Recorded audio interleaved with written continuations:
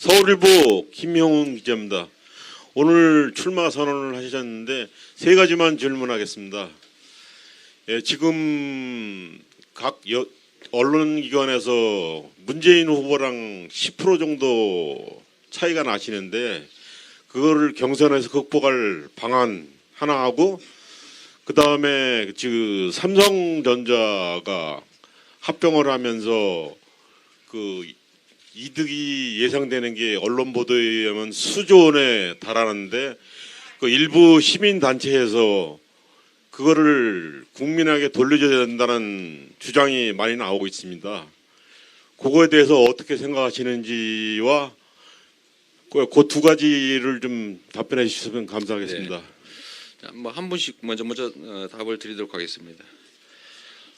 문재인 후보와 저의 국민 여론조사 결과의 격차가 큰데 과연 예선 경선에서 이길 수 있느냐라는 질문이신 것 같습니다. 결론적으로 말씀드리면 저는 경선에서 반드시 이기게 될 겁니다. 지금 여론조사라고 하는 것은 5천만 명 국민을 상대로 표본을 뽑아서 물어본 겁니다. 물어보는데 수동적으로 답을 한 것이고 약 95% 이상은 전화를 받자마자 다 끊어버립니다. 응답률이 매우 낮은 데다가 그냥 물어보니까 답하는 분들이죠. 소극적인 선택을 하는 사람들이다, 그렇게 말씀드릴 수 있습니다. 그냥 뭐 이 사람이 될 것 같다, 될 것 같은 사람을 그냥 지목하는 거죠. 그런데 경선은 다릅니다. 경선은 될 것 같은 사람을 수동적으로 고르는 게 아니라 꼭 돼야 될 사람을 능동적으로 적극적으로 행동으로 선택하는 것입니다. 5천만 명이 아니라 이 대한민국 5천만 국민 중에 저번 2012년 경선에서 투표하겠다고 신청한 국민이 다 합쳐서 100만 남짓이었습니다. 그리고 그중에 60몇만 정도가 투표했고 그중에 53% 정도를 받아서 문재인 후보가 후보로 확정이 됐는데, 결론 얘기는 40만도 투표하지 못했다, 그런 뜻이기도 합니다. 올해는 1.5배 내지 2배 정도가 참여한다고 해도 120만 정도가 투표하게 될 것이고, 그러면 그중에 60만 정도의 적극적인 투표자가 있으면 이기는 거죠. 결국은 강한 의지를 가진 행동하는 적극적 지지자로 경선은 결판나는 겁니다. 그래서 경선은 기존의 소위 여론조사와 같은 대세와 다른 결론이 나는 경우가 많습니다. 제가 보기는 그렇습니다. 그래서 대세는 없는 것이고 대세는 깨지기 위해서 있다라는 말이 있는 것입니다. 적극적 지지자, 정말로 우리의 후보 중에서 대한민국을 실제로 바꿀 수 있는 사람이 누구인가라는 선택을 한다고 하면 저는 대한민국을 실제 내용을 바꿔야 된다는 사람들이 저를 선택할 거라고 봅니다. 왜냐하면 대한민국을 바꾸기 위해서는 기득권자하고 싸워야 되고, 이 기득권자의 핵은 재벌이고, 그 재벌 중에서도 삼성이 핵 중의 핵인데 삼성 가문이 과연 이 삼성 가문과 싸워서 삼성 가문의 그 저항을 뚫고 자기 손상을 감수하면서 이겨낼 사람이 누구인지를 저는 국민들이 선택할 거라고 봅니다. 그 선택해서 단순한 정권 교체 또는 단순한 권력 담당자의 교체가 아니라 이 세상을 국민이 함께 살 만한 공정한 세상을 만들 수 있는 거대한 기득권자와 목숨 걸고 싸워서 이길 수 있는 사람을 국민들이 선택하게 될 텐데, 그게 바로 저라고 믿습니다.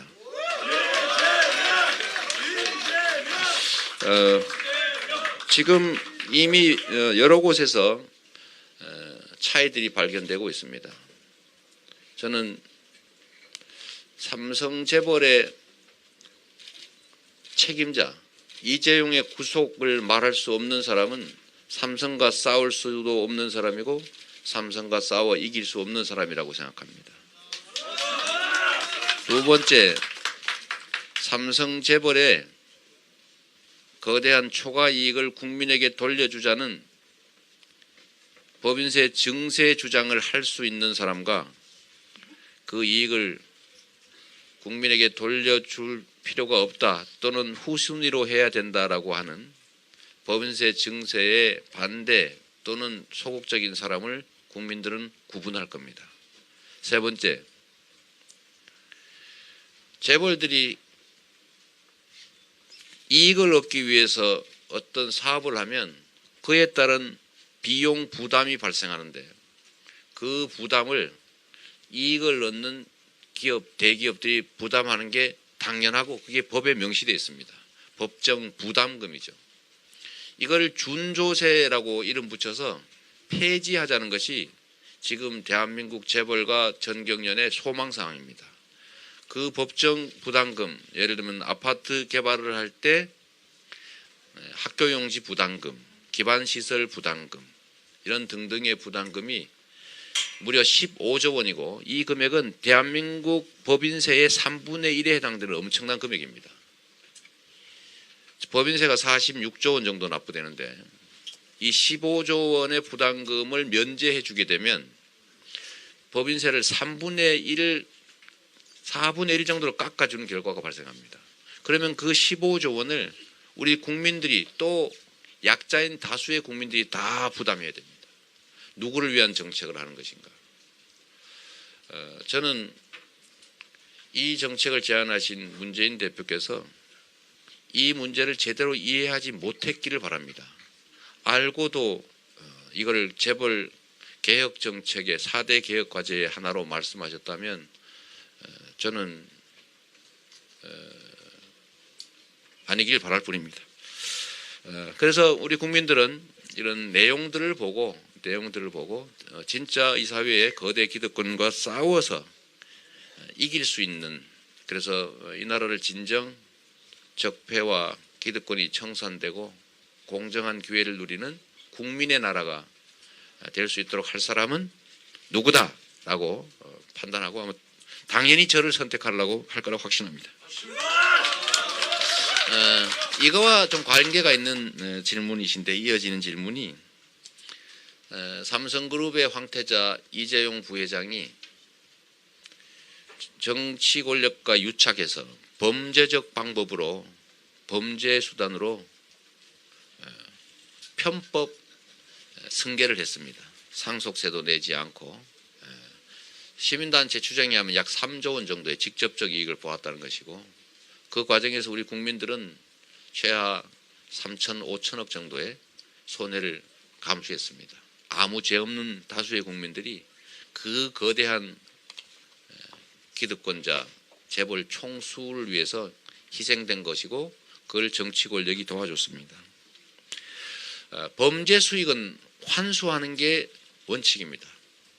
범죄를 통해서 다수의 약자, 선량한 사람들로부터 범죄자가 수익을 취해서 부자가 되었다면, 재산을 축적했다면 이것을 원상으로 복구하는 게 상식에 부합합니다. 그리고 친일 재산 환수법처럼 이 부정한 재산을 환수하는 것은 소급 입법을 해도 헌법에 위반되지 않는다는 것이 헌법재판소의 판례입니다. 그래서 국회에서 지금 현재는 이 부당이익을 환수할 법이 없지만 이재용의 유죄가 확인되면 국회에서 이런 경우 또 앞으로 이런 경우를 막기 위해서라도 이런 경우에 불법 이익을 회수하기 위해서라도 소위 이재명식 리코법, 불법 재산 환수법 이걸 제정해서 기존의 정치 권력과 유착하고 사회적 강자의 지위를 악용해서 부당한 불법적 이익을 얻은 모든 재산은 환수시켜야 합니다. 이재용을 구속하라! 기자회견 방해하지 마시기. 여기 강 위원장의 아니므로. 예. 그리고 그래서 저희가 공개적으로 제안한 삼성 재벌을 포함한 불법 재산 환수법을 제정하자라는 데 대한 우리 문재인 전 대표님의 의견을 지금 물어놓은 상태입니다. 답이 있으실 걸로 기대합니다. 네. 네, 그 한간에는 샤이 이재명이라는 지지자분들이 꽤 많습니다. 그래서 숨어 있는 지지자분들이 저는 경선 과정을 통해서 우리 이재명 시장님께서 말씀하신 대로 자신의 뜻과 그다음에 지지 의사를 구체적으로 표명하시게 될 것이다 이렇게 기대하고 있습니다. 답변이 충분하셨으리라고 믿고요. 다음 또 질문을 이어가겠습니다.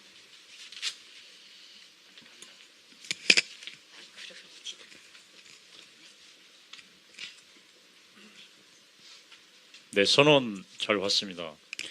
그 좀 시기상조인 질문인데요. 네. 만약 저 문재인 후보를 이기시고 민주당의 후보가 되시면 자, 그다음은 다른 후보들이 있지 않겠습니까? 네. 예를 들면 반기문 전 총장 후보도 있을 텐데 우리 저 이재명 시장님께서 보시는 다음 그 대선에 가장 이기기 힘든 승부가 될 만한 후보는 누구라고 생각을 하시는지요? 그 또한 최근에 그 반기문 전 총장의 발언이나 행동이 인터넷이나 이런 데서 저 비난을 많이 받고 있는데 이 점에 대해서 어떻게 생각을 하시는지요? 말씀 부탁드립니다. 네, 뭐 제가 자주 말씀드렸는데 우리 반기문 전 총장님은 중도 포기하게 될 것이다. 제가 수차례 말씀드렸습니다. 대한민국 정세에 맞지 않고 두 번째 화려한 공직 경험을 국민들이 일단 기대를 가지고 지켜보게 되고 그래서 고위 공직을 지냈다는 것이 일단 장점이 되지만 그 고위 공직을 가지고 우리 국민이 또는 구성원이 부여한 권한과 예산과 역량을 제대로 발휘하지 못했다면 즉 아무것도 한 게 없다면 국민들은 무능하다고 볼 것이고 대한민국의 운명을 맡길 수 없다라고 생각하게 될 겁니다. 특히 막연한 기대, 유명세만으로 대통령을 뽑았다가 대통령을 중도에 퇴진시키는 이런 참혹한 현실을 우리 국민들이 보면서 다시는 능력 없는 또 능력 없음이 이미 과거의 공직을 통해서 증명된 사람을 뽑지 않을 거다라고 저는 생각했습니다. 두 번째는 그 공직이란 국민을 위해서 또 구성원을 위해서 써야 되는 것이고 모든 세상의 혼란과 위기와 부패와 부정의는 최고 권력자 그 본인의 마음으로부터 태도로부터 행태로부터 나오는 것입니다. 만약에 국민을 위해서 써야 될 그 신성한 권력을 남용하거나 사적 이익을 위해서 사용하거나 불공정하게 행사한 전력들이 발견된다면 그것이 크든 작든 더 큰 권력을 주었을 때 남용하고 불공정하게 사용하고 자기 이익을 위해서 비리를 저질 가능성이 많지요.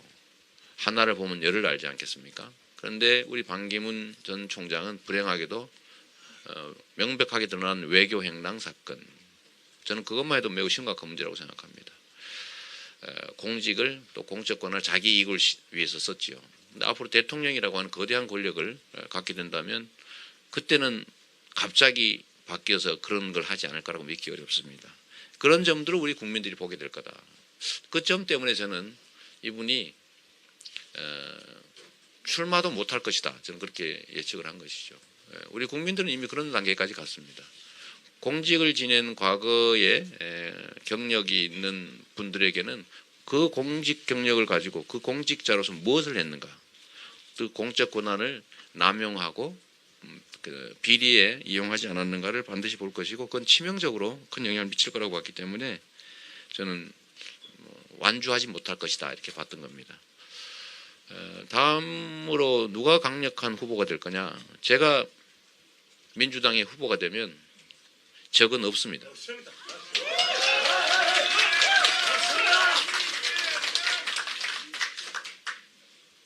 예, 답변 네. 하신 거죠?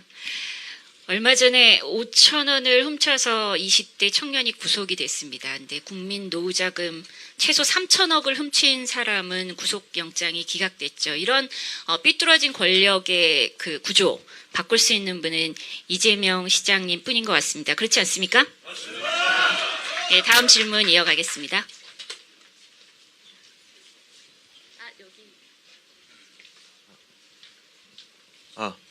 시장님 오늘 말씀 잘 들었는데요. 그 안희정 지사가 어제 그 세금을 누구에게 더 나눠주는 정치는 답이 아니다 하면서 어떻게 보면 그 국민은 공짜밥을 원하지 않는다라고 했는데 혹시 여기에 대해서는 시장님 생각은 어떠신지 좀 궁금합니다. 좀 실망스럽습니다. 제가 우리 안 지사님 말씀은 뭐 언급 안 하기로 마음을 먹었는데 굳이 물어보시니까 제가 말씀드리면 세금이란 국민이 내는 것이고 국가는 국가 안보와 질서 유지 같은 필수적 영역에 먼저 지출하되 최소한으로 써야 된다. 그리고 최대한으로 아껴서 국민들의 삶을 개선하기 위해서 지출해라 라고 우리 헌법 34조 2항에 써져 있습니다. 국가는 국민의 복지 증진을 위해서 노력할 의무가 있다. 즉 국가의 복지 증진 의무는 의무고 복지 증진은 국민의 권리인 것입니다. 그런데 이 세금을 아껴서 국민의 삶을 개선하는데 직접 지출하는 복지를 나눠준다, 준다고 표현하는 것에 대해서 저는 사실 민주공화국을 제대로 좀 이해하시는 것인지 좀 하는 생각이 하나 들었고, 두 번째는 특히 공짜 이런 표현을 하셨다는데 제가 그건 뭐 그렇게 물어보시니까 제가 전제로 말씀드리는 겁니다. 공짜는 있을 수 없는 말이죠. 그거는 구태 기득 보수 세력이 쓰는 말입니다. 공짜라니요. 어떻게 국민이 내는 세금을 국민에게 환원하는 것을 공짜라고 표현할 수가 있습니까? 좀 신중해 주셨으면 좋겠다. 그런 생각이 듭니다. 네. 예, 바로 다음 질문 이어가시죠. 예, 시장님 저 ITN 임성호라고 하는데요. 네. 시장님 그 경선룰 관련해서 좀 여쭤볼 게 네. 지난번에 2012년 경선룰을 준용을 하면은 시장님께서 받아들일 수 있다고 말씀하신 적이 있고, 네. 그다음에 내일 저기 박원순 서울시장이랑 김부겸 의원을 만나시는 걸로 제가 알고 있는데 네. 그 야권 공동 경선을 두 분이 주장하고 계시잖아요. 네. 그 부분에 대해서 연대의 가능성이 있으신 건가요? 아니면 현재 국민 경선 관련해서 당의 룰을 지금 받아들이실 입장은 불변하신 건지 좀 그게 궁금합니다. 저는 민주당 당내 경선 룰은 기본적으로 국민이 대대적으로 참여할 수 있어야 되는 것이고, 또 그것이 2012년의 룰이었는데 그거를 우리 당내 기득권을 100% 갖고 계신 문재인 대표님한테 또 유리하게 바꿀 거라고 생각하지도 않고 그러지도 않아요. 그런 생각도 저는 없으신 것 같아요. 그래서 저는 그때 대충 그런 정도 순으로 정리되지 않을까라고 예측하고 있고, 저는 당의 이 경선 룰에 대해서는 아주 깊은 관심이나 주장을 갖고 있지 않습니다. 어차피 200만 명 이상이 참여하는 그 대대적인 국민 경선이 될 텐데 거기서 미세한 룰이라는 게 어떤 의미를 갖겠어요. 대세로 결론나는 거죠. 다만 제가 당 대표님을 만나서 우리 추미애 대표님을 만났을 때 이렇게 말씀드렸습니다.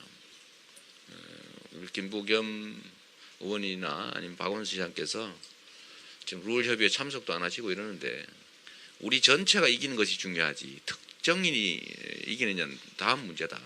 누가 이기냐는 다음 문제다라고 말씀드렸습니다. 그래서 저는 이리 하나 저리 하나 상관이 없습니다. 정해지는 대로 또 따르겠습니다만은 그 두 분이 원하는 뭔가를 그 두 분이 참여할 수 있는 뭔가를 좀 당이 만들어서 좀 제시해 주시면 좋겠습니다라고 제가 제안드렸어요. 제안드렸고, 저는 그렇게 해서 그야말로 우리 당의 경선이 아름다운 경선이 되고 또 경선이 끝나면 모두가 흔쾌히 그 결과에 동의하고, 그래서 이 모든 힘을 합쳐서 우리 국민들이 바라는 그야말로 작게는 정권 교체, 크게는 공정국가 건설이라고 하는 그 열망을 좀 이뤄냈으면 좋겠습니다. 또 공동 경선은 저는 이제 모임이 이제 우리가 예정이 돼 있는데 한번 저도 가겠지만 저는 공동 경선은 정의당과 국민의당이 안 한다는데 자꾸 그런 얘기하는 것 자체가 예의가 아니다라고 생각합니다. 그리고 상대가 받아들일 수 없는 거를 가지고 자꾸 뭐 단일화하자, 뭐 통합하자 이러면 하지 말자는 소리죠, 사실은. 그래서 통합이든 연대든 단일화든 얘기를 할 때는 상대가 받아들일 수 있는 것들을 제시하고 충분히 예의를 갖춰서 함께 할 수 있는 길을 제시해야지 그냥 주장하기 위해서 우리가 이렇게 통합을 위해 노력합니다 라는 걸 보여주기 위해서 상대가 받아들일 수 없는 얘기를 자꾸 하면 갈등만 커진다는 생각이 듭니다. 이건 뭐 공동경선에 대해서 하는 얘기는 아닙니다. 혹시 오해하지 마시고 공동경선 하나의 방안인데 그러나 그 실현 가능성이 좀 부족하지 않으냐, 설득하기 좀 어렵지 않을까 해서 저는 거기에 참여하지 않았던 것이고 다음에 만나게 되면 저는 이제 결선 투표 얘기를 하려고 합니다. 결선 투표 제도는 우리 야권이 아주 오래전부터 주장해 왔던 거고 또 길게 크게 보면 50% 이상의 지지를 획득해서 국정 그 수행 동력을 확보하는 거기 때문에 결선 투표를 도입하는 게 바람직하지요. 우리 문재인 우리 전 대표님의 공약이기도 했으니까 또 우리 야권의 뭐 일종의 소망사항이기도 했으니까요. 다만 이 위헌 논란이 약간 있긴 하지만 그거야 뭐 국회에서 압도적으로 찬성하고 국민들이 또 동의하면 그 문제는 해소할 수 있기 때문에 인위적 야권 단일화를 위해서 자꾸 야권이 분열하고 또 갈등하고 이렇게 되지 않도록 자연스러운 단일화가 가능하게 결선 투표제를 도입하고 야권 연립 정부를 만들어야 그걸 합의를 기초로 해야 정권 교체 가능성도 높아지고 또 정권 교체가 된 후에는 야권 연립 정부가 돼야 여소야대가 아닌 여대야소가 돼서 개혁 그 정책의 좀 실행 가능성이 높아진다라고 생각해서 결선 투표 도입과 야권 연립 정부를 제가 주장하려고 합니다. 네, 참고로 이 기자회견장이 지금 12시 반까지 장소가 예약이 돼 있습니다. 여기 그 공장에 계시는 직원분들께서 점심 식사를 하셔야 되기 때문에 제가 좀 짧게 얘기할게요. 예, 앞으로 질문을 2가지만 더 받도록 하겠습니다. 그리고 2분만 더 받도록 하고요. 그 참고로 공정국과 관련된 토론회가 내일 오전 7시 반에 있습니다. 많은 분들이 참여해 주셨으면 좋겠습니다. 예, 질문 2분만 더 받겠습니다.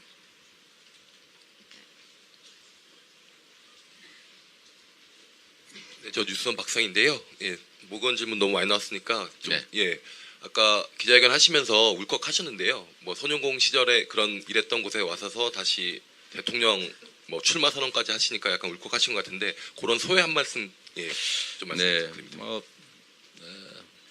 저희가 흑수저도 아니고 무수저 출신 집안이라 여러분들이 보시는 것처럼 우리 가족들 사이에 아픔이 많습니다.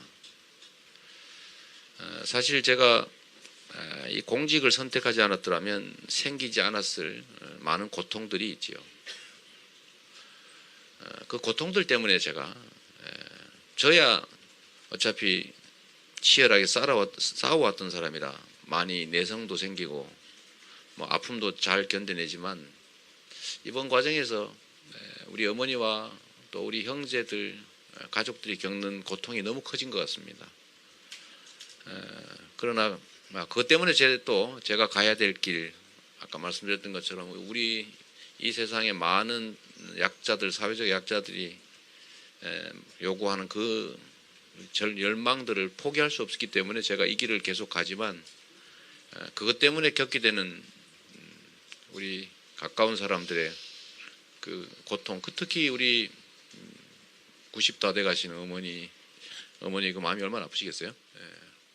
뭐 그래서 그랬던 겁니다. 뭐 저야 뭐 세상 사람들의 시각으로 보면 이 공장에서 코 올리면서 일하던 그 꼬맹이 노동자가 그야말로 대한민국 그 대통령 선호도 3위에 오르는 그야말로 이 자체만도 엄청난 기적이었는데 그것만으로도 저야 영광이지요. 영광인데 아까 우리의 저를 둘러싼 주변 가족 또 좀 더 넓게 보더라도 동료와 이웃들이 언제나 사회적 약자들이었기 때문에 그 생각을 하면서 조금 제가 감정적으로 좀 흔들렸던 것 같습니다. 예, 마지막 한 분 질문 받도록 하겠습니다. 예, 좀 말랑말랑한 질문도 해주시면 좋겠습니다. 네. 마지막이라는데 엄한 걸 센 걸 하겠죠. 네. 저 뉴스타파 송홍근이라고 합니다. 네. 다른 게 아니라 저희가 여기를 오는데 택시를 타고 왔는데 네. 택시 기사분께서 좀 안 좋은 말씀을 하시더라고요. 그랬어요. 포퓰리즘 얘기하시면서 그러니까 성남시 일이나 좀 제대로 하지 무슨 태권도전 이런 불만을 말씀을 하셨는데 이게 상당히 어떻게 보면 해결해야 될 과제라고 생각을 합니다. 그거에 대해서 어떤 보관을 가지고 계신지 좀 말씀 한번 하필이면 희귀한 분을 만드셨네요. 포퓰리즘. 정치는 국민들의 이익을 지키고 국민들을 좀 더 낫게 살기 위해서 국민을 대신해서 일하는 모습들이죠. 이 모습은 자기 이익이나 자기 집단의 이익이 아니라 그야말로 자기를 뽑아준 권력의 원천인 국민들을 위해서 최선을 다하고 그가 맡긴 돈도 가장 그 주권자의 뜻에 맞게 주권자의 이익에 맞게 써야 되는 겁니다. 포퓰리즘, 저는 포퓰리즘 얘기를 들으면 불효자가 효자인 그 형제들한테 또는 동생한테 너 왜 부모한테 잘 보이려 그래? 라고 하는 것처럼 들립니다. 자식은 부모한테 효도하는 게 당연한 거죠.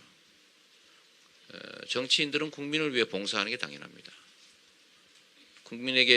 국민으로부터 부여받은 권력과 예산은 국민을 위해서 써야죠.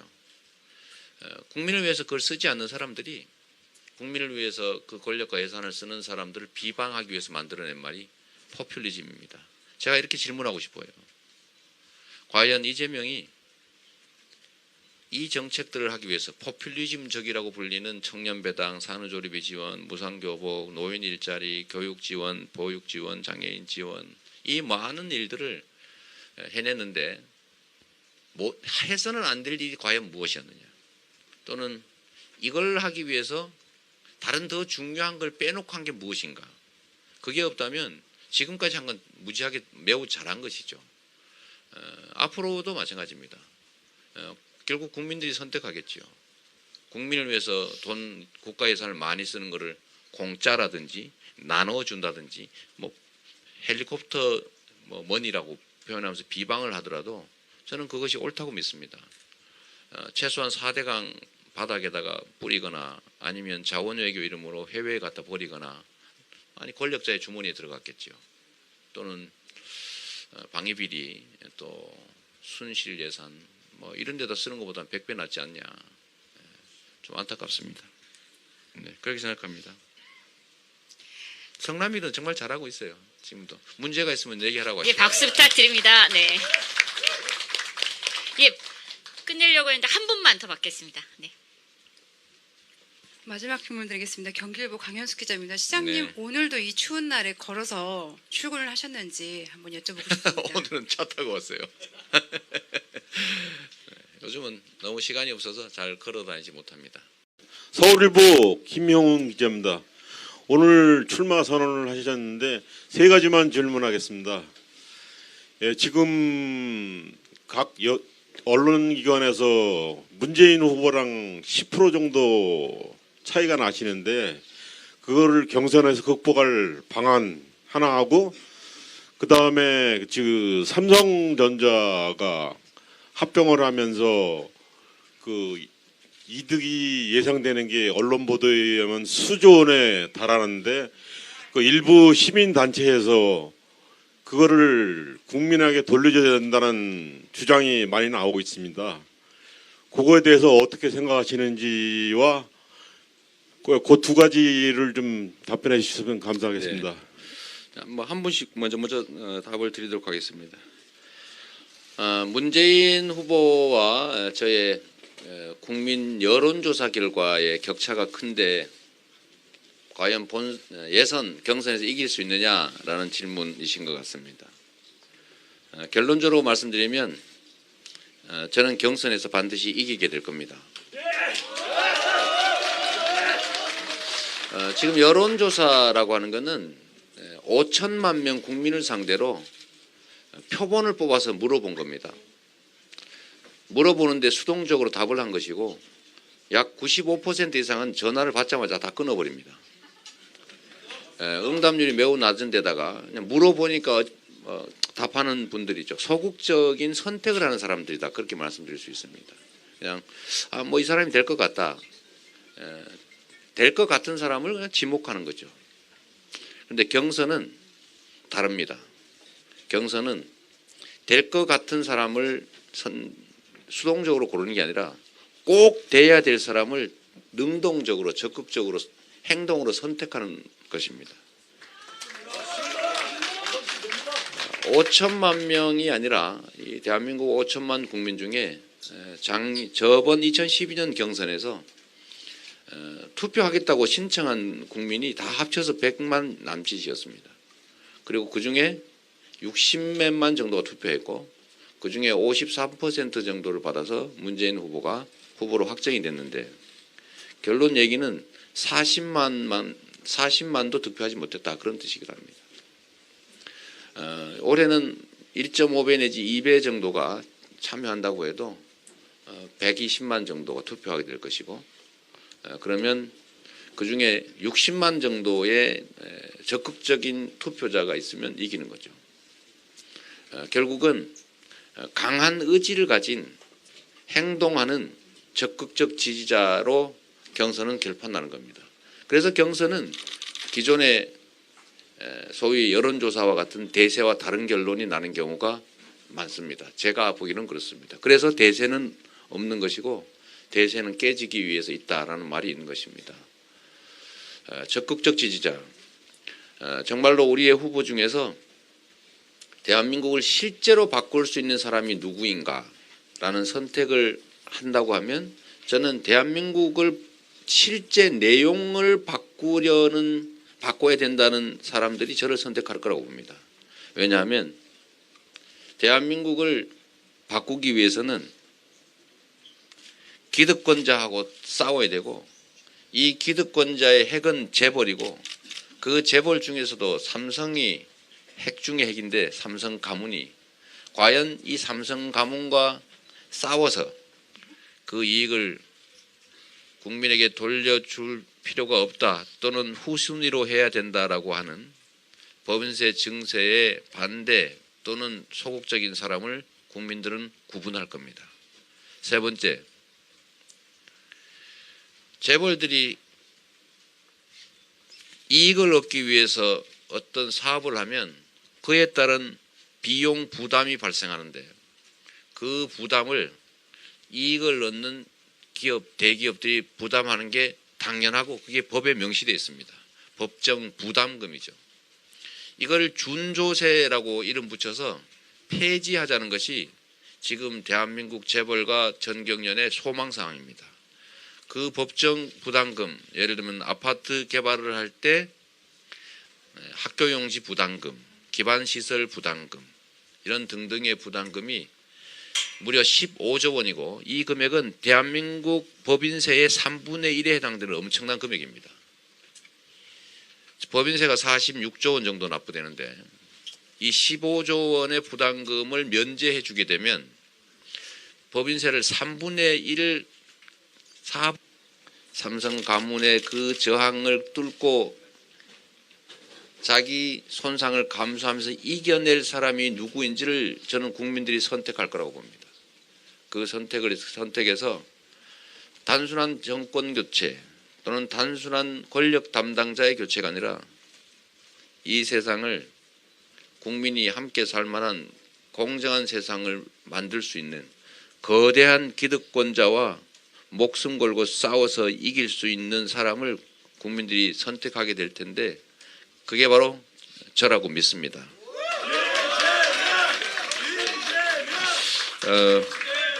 지금 이미 여러 곳에서 차이들이 발견되고 있습니다. 저는 삼성 재벌의 책임자 이재용의 구속을 말할 수 없는 사람은 삼성과 싸울 수도 없는 사람이고 삼성과 싸워 이길 수 없는 사람이라고 생각합니다.